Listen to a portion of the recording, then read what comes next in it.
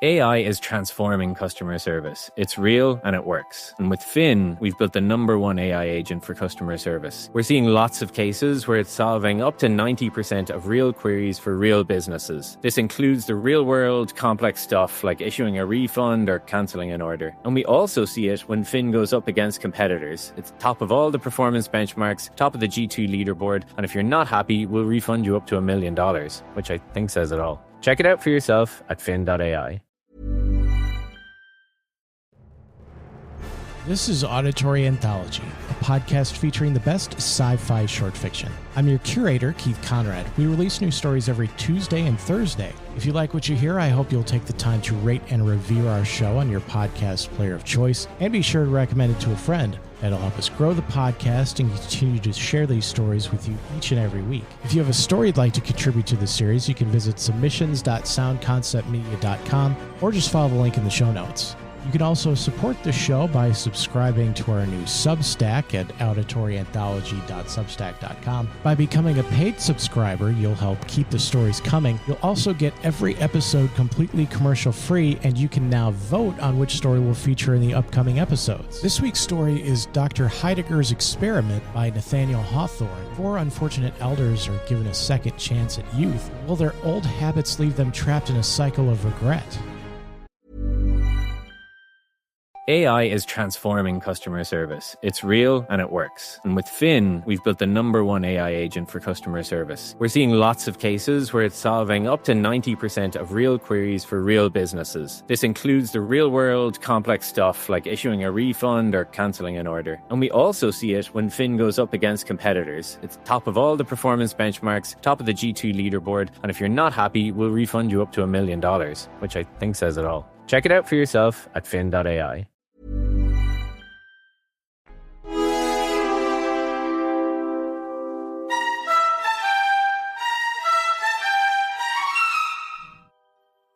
That very singular man, old Dr. Heidegger, once invited 4 venerable friends to meet him in his study.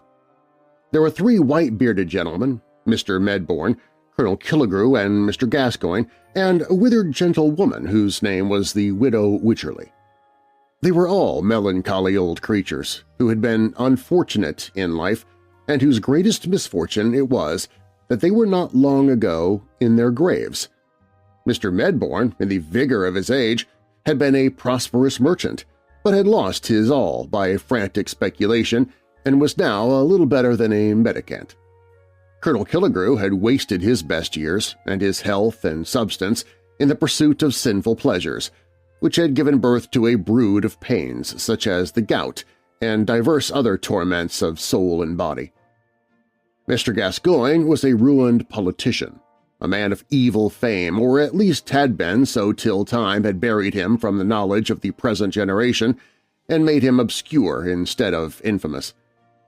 As for the Widow Wycherley, tradition tells us that she was a great beauty in her day, but for a long while past she had lived in deep seclusion on account of certain scandalous stories which had prejudiced the gentry of the town against her.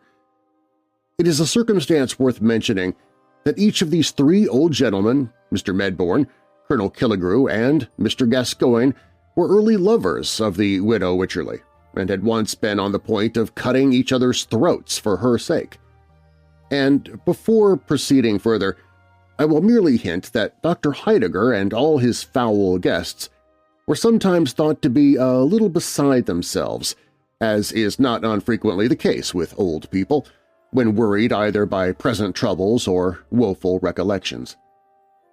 "My dear old friends," said Dr. Heidegger, motioning them to be seated, "I am desirous of your assistance in one of those little experiments with which I amuse myself here in my study." If all stories were true, Dr. Heidegger's study must have been a very curious place. It was a dim, old-fashioned chamber festooned with cobwebs and besprinkled with antique dust. Around the walls stood several oaken bookcases, the lower shelves of which were filled with rows of gigantic folios and black letter quartos, and the upper with little parchment-covered duodecimos. Over the central bookcase was a bronze bust of Hippocrates, with which, according to some authorities, Dr. Heidegger was accustomed to hold consultations in all difficult cases of his practice. In the obscurest corner of the room stood a tall and narrow oaken closet with its door ajar, within which doubtfully appeared a skeleton. Between two of the bookcases hung a looking-glass presenting its high and dusty plate with a tarnished gilt frame. Among many wonderful stories related of this mirror, it was fabled that the spirits of all the doctor's deceased patients dwell within its verge and would stare him in the face whenever he looked thitherward. The opposite side of the chamber was ornamented with the full-length portrait of a young lady, arrayed in the faded magnificence of silk, satin, and brocade, and with a visage as faded as her dress. Above half a century ago, Dr. Heidegger had been on the point of marriage with this young lady, but being affected with some slight disorder, she had swallowed one of her lover's prescriptions and died on the bridal evening. The greatest curiosity of the study remains to be mentioned. It was a ponderous folio volume bound in black leather with massive silver clasps. There were no letters on the back, and nobody could tell the title of the book, but it was well known to be a book of magic, and once when a chambermaid had lifted it merely to brush away the dust, the skeleton had rattled in its closet, the picture of the young lady had stepped 1 foot upon the floor, and several ghastly faces had peeped forth from the mirror, while the brazen head of Hippocrates frowned and said, "Forbear!" Such was Dr. Heidegger's study. On the summer afternoon of our tale, a small, round table as black as ebony stood in the center of the room, sustaining a cut-glass vase of beautiful form and elaborate workmanship. The sunshine came through the window between the heavy festoons of 2 faded damask curtains and fell directly across this vase, so that a mild splendor was reflected from it on the ashen visages of the 5 old people who sat around. 4 champagne glasses were also on the table. "My dear old friends," repeated Dr. Heidegger, "may I reckon on your aid in performing an exceedingly curious experiment?" Now, Dr. Heidegger was a very strange old gentleman whose eccentricity had become the nucleus for 1,000 fantastic stories. Some of these fables, to my shame be it spoken, might possibly be traced back to my own voracious self, and if any passages of the present tale should startle the reader's faith, I must be content to bear the stigma of a fiction-monger. When the doctor's 4 guests heard him talk of his proposed experiment, they anticipated nothing more wonderful than the murder of a mouse at an air pump, or the examination of a cobweb by the microscope, or some similar nonsense with which he was constantly in the habit of pestering his intimates.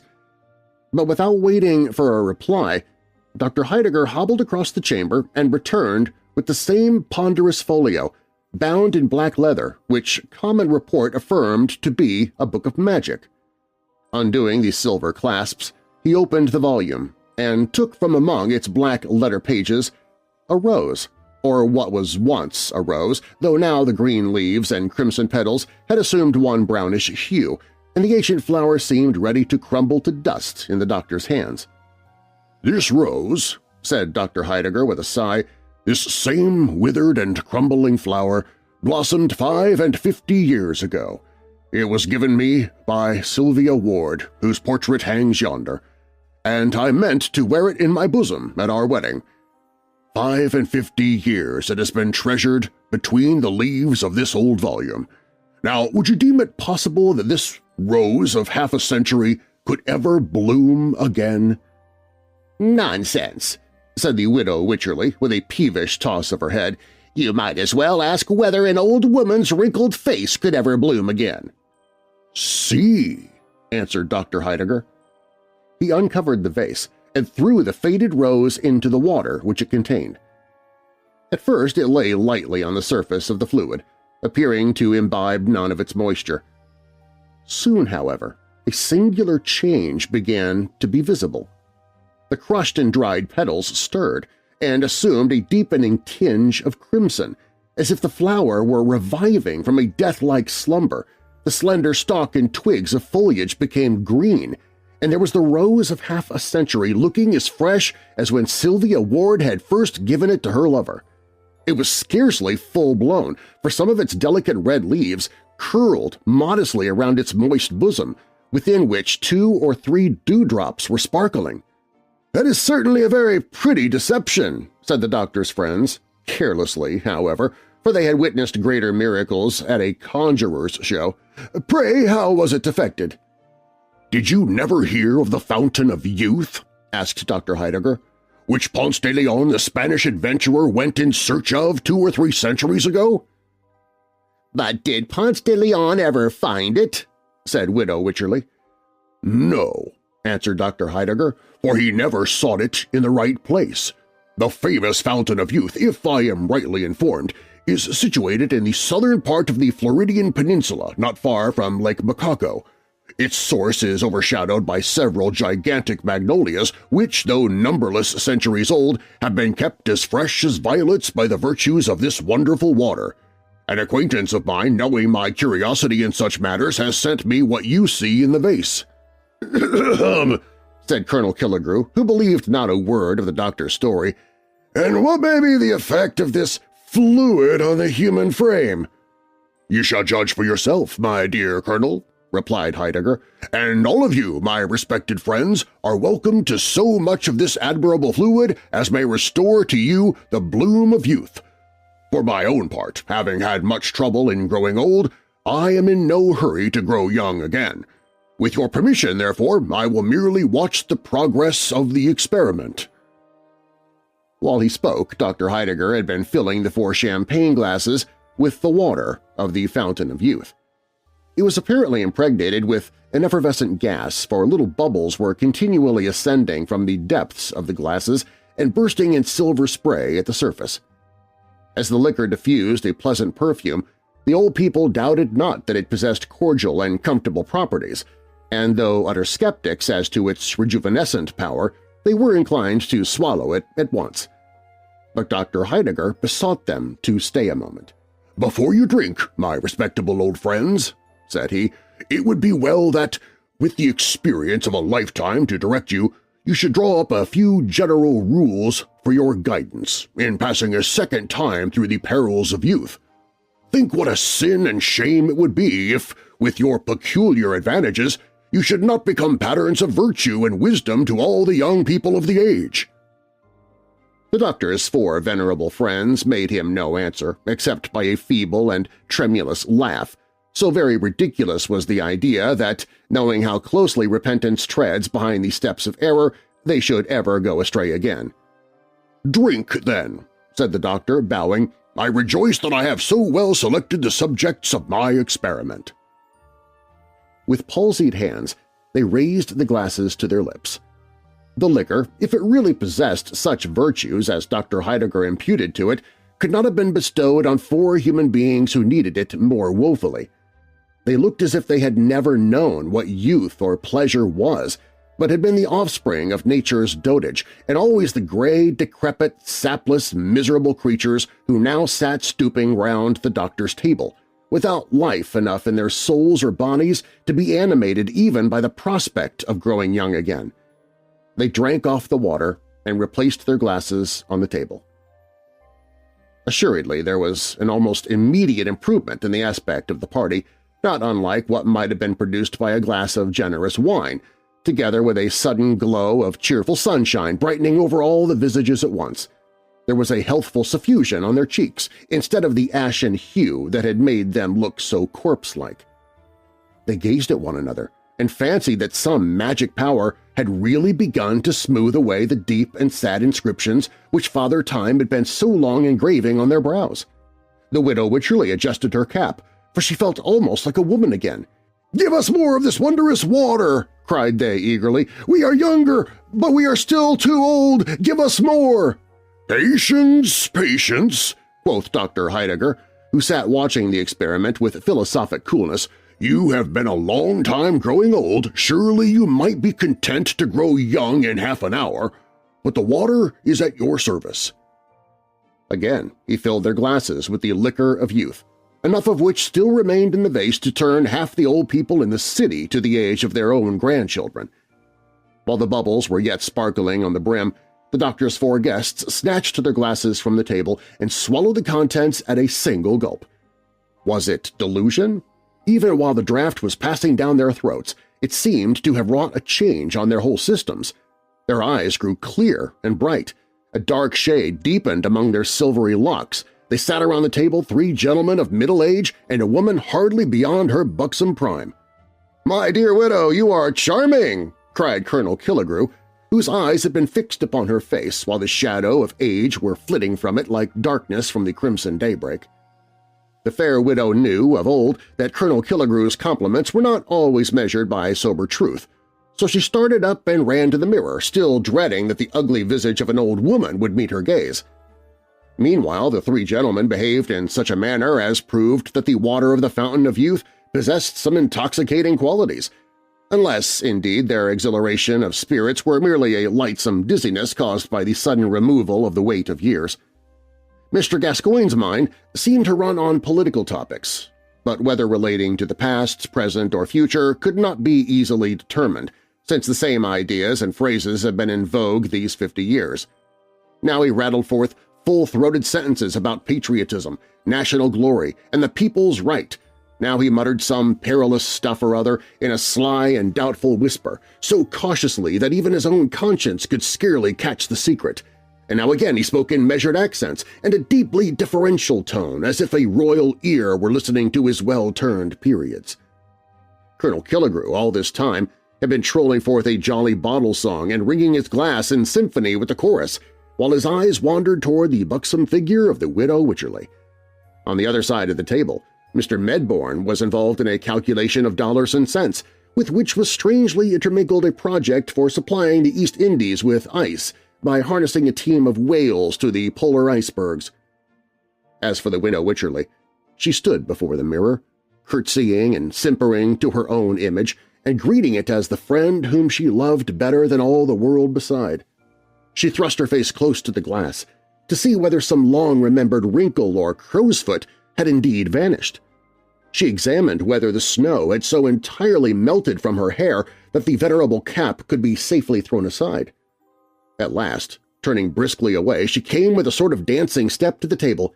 "My dear old doctor," cried she, "pray favor me with another glass." "Certainly, my dear madam, certainly," replied the complacent doctor. "See, I have already filled the glasses." There, in fact, stood the four glasses, brimful of this wonderful water, the delicate spray of which, as it effervesced from the surface, resembled the tremulous glitter of diamonds. It was now so nearly sunset that the chamber had grown duskier than ever, but a mild and moon-like splendor gleamed from within the vase, and rested alike on the four guests and on the doctor's venerable figure. He sat in a high-backed, elaborately carved oaken armchair, with a great dignity of aspect that might have well befitted that very Father Time, whose power had never been disputed, save by this fortunate company.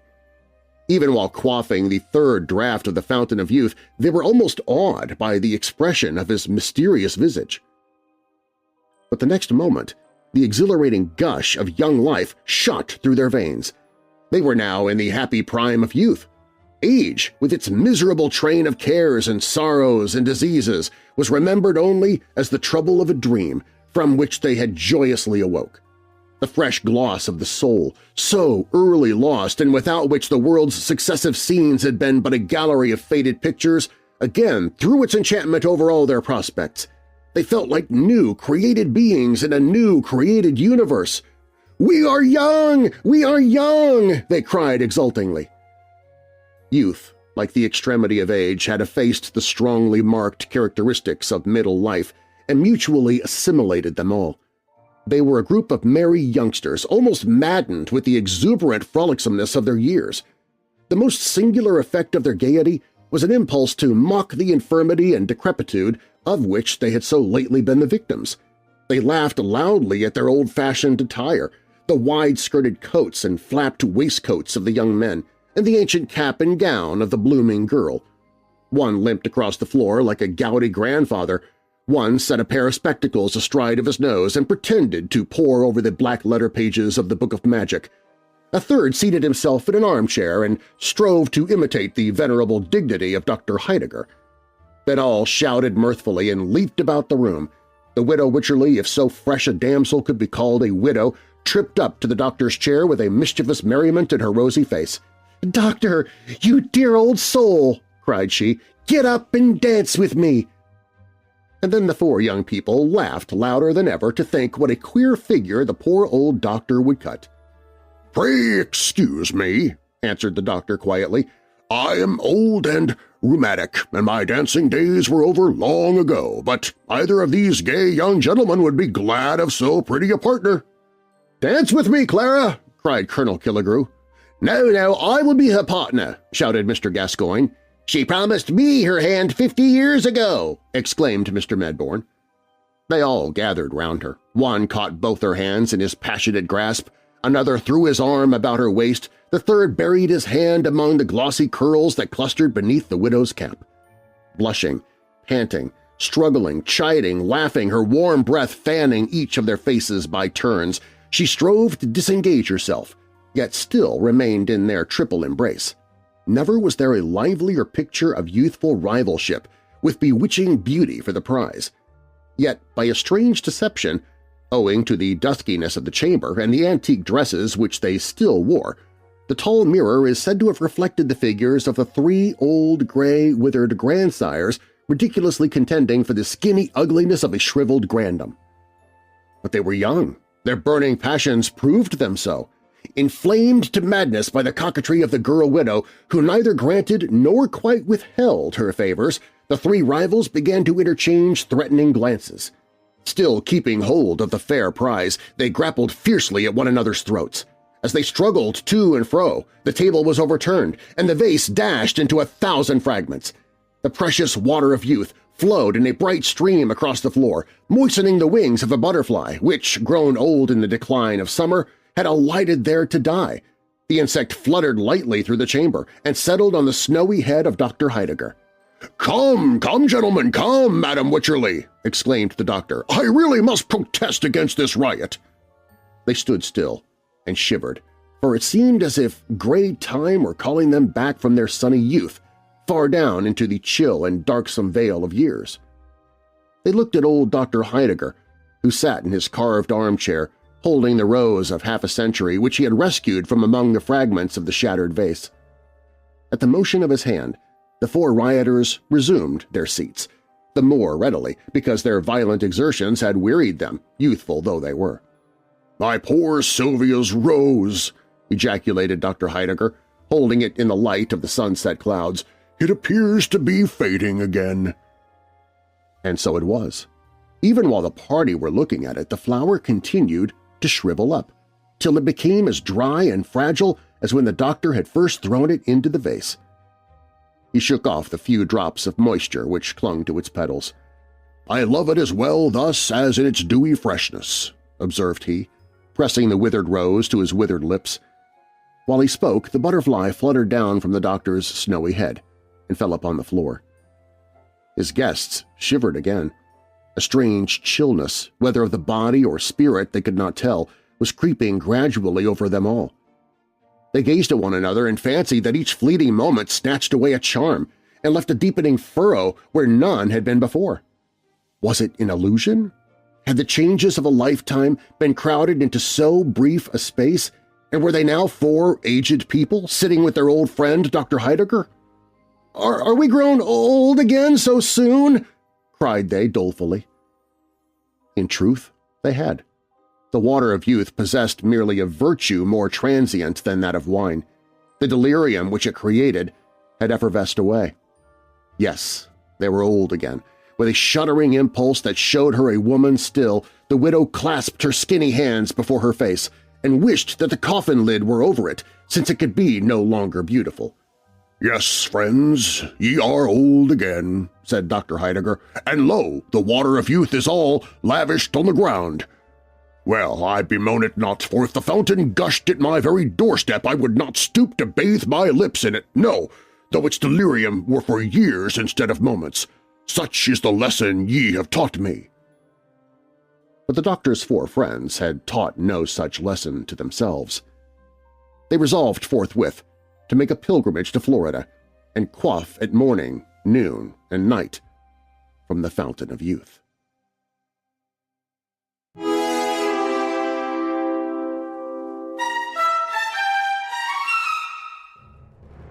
Auditory Anthology is curated and produced by me, Keith Conrad. Your narrator is Darren Marlar. Be sure to check out Darren's award-winning paranormal podcast, Weird Darkness, available at weirddarkness.com and your podcast app of choice. This week's story was Dr. Heidegger's Experiment by Nathaniel Hawthorne. It was originally published anonymously in 1837, but it was later published in Hawthorne's collection Twice Old Tales, also in 1837, making it the oldest story we've shared so far on Auditory Anthology. Our next story will be Knock by Frederick Brown. When the last man on Earth receives a knock on the door, he discovers the horrifying truth about humanity's new place in the universe.